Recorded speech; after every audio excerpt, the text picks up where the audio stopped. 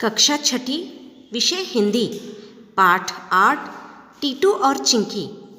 लेखिका डॉक्टर विमला भंडारी। प्रस्तुत कहानी में यह बताया गया है कि हमें सदैव मिलजुल कर रहना चाहिए तथा संकट के समय एक दूसरे का साथ देना चाहिए। टीटू गिलहरी और चिंकी चिड़िया दोनों पड़ोसिन थी। टीटू का घर पेड़ की खोखल में था और चिंकी का घोंसला पेड़ की शाखाओं पर।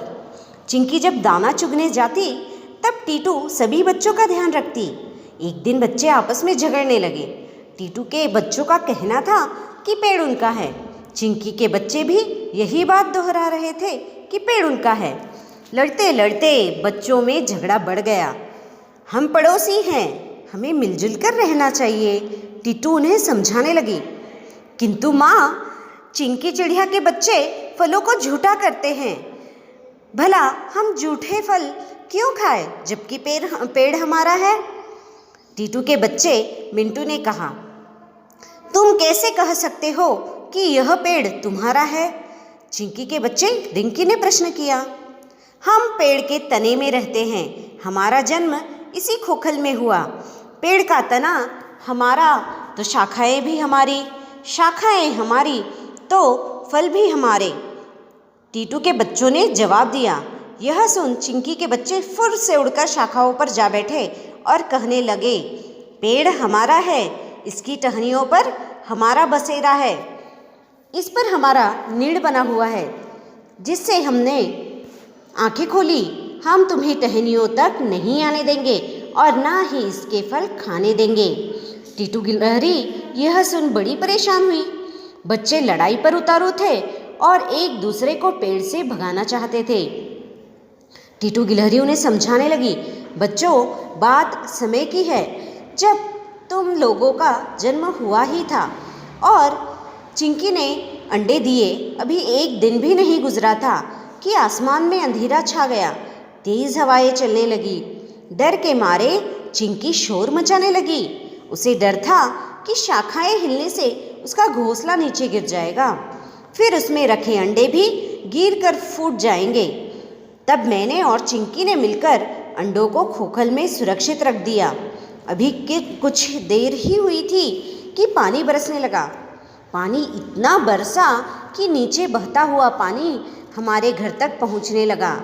हमें फिर चिंता होने लगी, हमारा घर डूब गया तो यह पानी बच्चों, अंडों को बहा ले जाएगा। तब मैंने और चिंकी ने मिलकर सभी को घोंसले में पहुंचाया। फिर हम दोनों ने पत्तों से घोंसलों को ढक दिया। जैसे तैसे रात बीती। सुबह पौ फटने के बाद हमने राहत की सांस ली। तब से अब तक हम अच्छे पड़ोसी की तरह आपस में मदद करते आए हैं। तब हमने समझ लिया कि अकेला चना भाड़ नहीं फोड़ सकता। बच्चे कहने लगे, चिंकी चिड़िया को यह पेड़ छोड़ना होगा, अपने बच्चों के साथ कहीं और चली जाए। चिंकी के बच्चे भी यही बात अपनी माँ के सामने दोहरा रहे थे।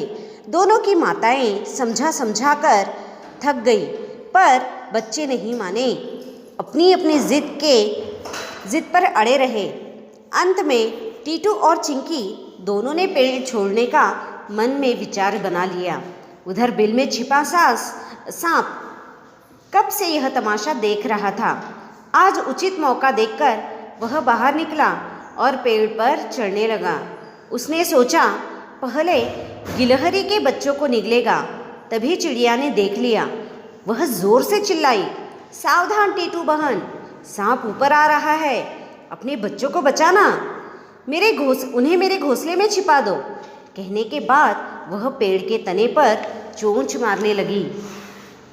जहाँ वहाँ चिंकी की चोंच पड़ी, पेड़ से गाढ़ा चिपचिपा दूध बहने लगा। चिपचिपे गोंद के कारण सांप का पेड़ पर चढ़ना मुश्किल होने लगा।